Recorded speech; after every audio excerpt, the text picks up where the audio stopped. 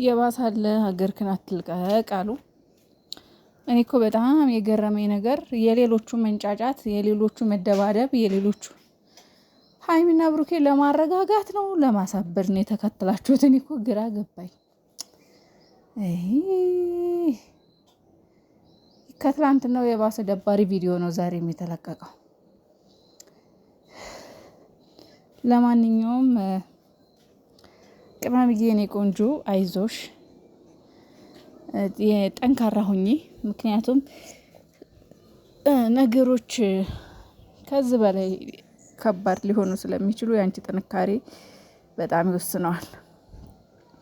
ሁለተኛ ቃል ገብተሻል። ምክንያቱም ልጁ ያንተም ይሁን ያንተም አይሁን ካንተ ጎን ነኝ ብለሻል፣ ቃል ገብተሻል። ቃልሽን አክብሪ፣ ቃልሽን ጠብቂ። ተረጋጊ ማየኔ ቆንጆ ተረጋጊ። እኔ ይሄ ይሆናል ብዬ አላስብም በጭራሽ። ይሄ ቺሊ ህፃን የብሩኬ ናት ብዬ ላስብ አሁንም ላምን አልችልም። ግን ድጋሚ ዲኤንኤው ሲደረግ ድጋሚ በትክክለኛ መንገድ ተደርጎ ዲኤንኤው ከሆነ ምንም ማድረግ አይቻልም እንግዲህ። ምክንያቱም እች ልጅ ፈልጋ ባልተፈጠረችው ነገር ህፃኗ ያላባት ማደግ የለባትም።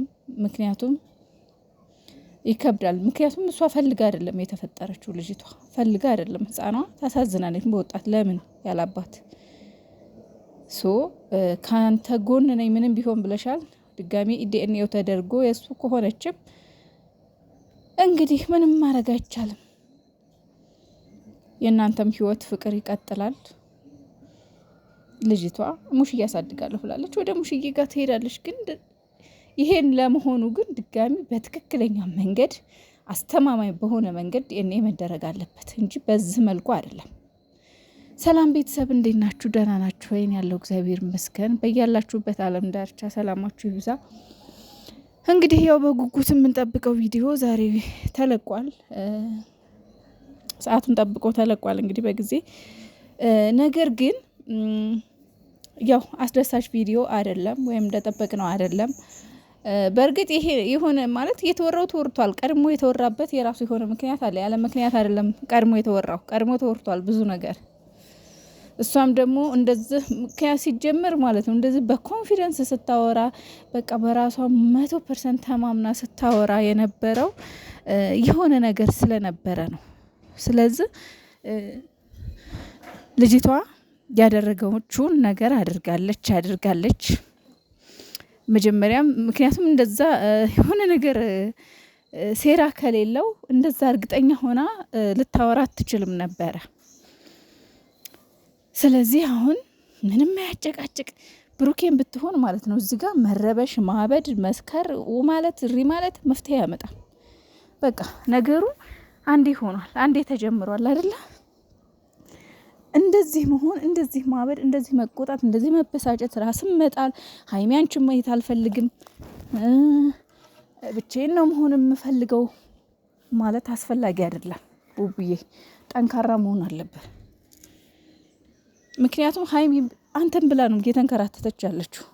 አንተን ብላ ነው ይሁን ሁሉ አንተን ያለ ማጣት ነው አይደል የተከተለች። ስለዚህ አንቺን ማየት አልችልም ሳይሆን ይሄማ ልክ እንዳደረገ ሰው ሆንክ ማለት እኮ ነው። አንቺን ማየት አልፈልግም፣ አንቺ ማግኘት አልፈልግም፣ ብቻዬን እቀመጣለሁ ሳይሆን እንደዛ ሳይሆን ማለት ያለብህ በቃ ድጋሚ ይደረግ ነው። በቃ ተረጋግታችሁ ቁጭ ብላችሁ አውርታችሁ ዲኤንኤው በትክክለኛ መንገድ ድጋሚ መደረግ አለበት። እኛ ምንድናምን እኔ አሁን አላምንም ለምሳሌ። ምክንያቱም ምንም ሊሆን የሚችል ነገር እንደሆነ ቀድሞ ብዙ ሰው ገምቷል፣ እኔም ገምቻለሁ። ምንም ይሄ እንትን አልደነቀኝም፣ አልገረመኝም የብሩኬ መባሉ። ምክንያቱም ቀድሜ ጠርጥሬ ነበረ እና አሁንም ቢሆን መፍትሄው ተረጋግቶ መነጋገር ነው። ሌላው ደግሞ እዛ ጋር ያላችሁ ጓደኞች እባካችሁ እነሱ እንደዚህ አይነት ነገሮችን የሆነ ችግር ውስጥ ስትረስ ውስጥ ገብተው ሁለቱ እናንተ ደግሞ ሌላ ጭንቀት፣ ሌላ ስትረስ፣ ሌላ ግብግብ አትፍጠሩ። ለምሳሌ ሀሰን እዩን ልትማታ ስትጋበዝ ነበረ። ይሄ ሌላ ውጥረት፣ ሌላ ጣጣ፣ ሌላ ችግር። ምክንያቱም ልጆቹ እንዳይረጋጉ ነው እንጂ እያረጋችሁ ያላችሁት፣ እንዲተረማመስ እንዲበጣበጥ ነው እያረጋችሁ ያላችሁት። ቢኒ ተብዬው ደግሞ አንተም ብሩኬ ላይ ፍርግጥ ለማለት ስትሞክር አይቻለሁ። ፍርግጥ እያልክ ነበረ። ብሩኬ ላይ የዋሻው ነገር አለ እያልክ ነበር። አንተ ራስህ ዲኤንኤውን አስቀይረዋለች መገለመሌ እያልክ የነበረው ምንድን ነው? አሁን መታ ብሩኬ ላይ የዋሻው ነገር አለ የምትለው አልገባኝም።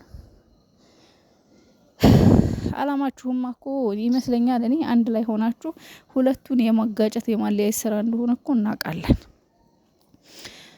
ምክንያቱም ራሱ ነበረ ዲኤንኤውን እንደዚህ እያደረገች ነው ብሎ አውርቷል። በቀደም ጥርጣሬ ነበረው። እንደገና ደግሞ ዛሬ መጥቶ ዋሻው ነገር ምንድን ነው ብሎ እሱ ላይ ግብኝ ማለት ፈለገ። እዛ ጋር ያሉችሁ ሰዎች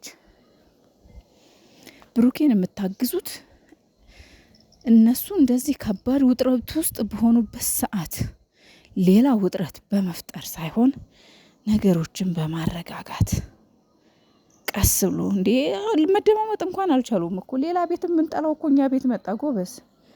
እንዲ መደማመጥ እንኳን አልቻሉም። በቃ ተያያዙ። ታውቃላችሁ፣ ይሄ እንደዚህ አይደለም ማረጋጋት።